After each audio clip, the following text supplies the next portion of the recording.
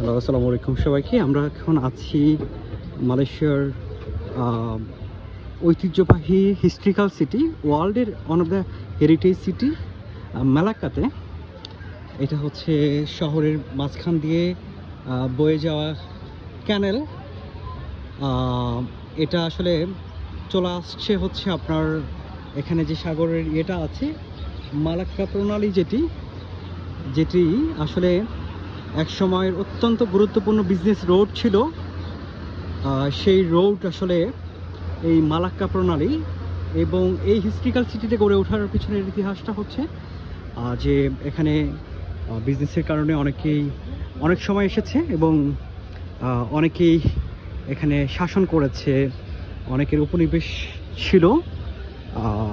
For example আপনার এখানে Dutch ছিল, তারপর পর্তুগিজ ছিল, আরও অনেক জাতিগোষ্ঠী এসেছে এখানে শাসন করতে। তারা এখানে উপনিবেশ করে শাসন করেছে, অ্যাজ লাইক আমাদের বাংলাদেশের মতো। সো আমরা আছি এখন ওয়ার্ল্ডের one of the top heritage city Malacca, Malaysia. And আমরা মালাক্কা সিটিকে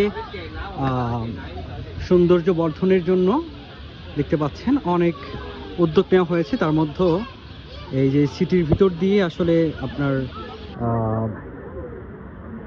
যে ক্যানেলটি ছিল সেটাকে আসলে খুবই লাইটিং করা হয়েছে।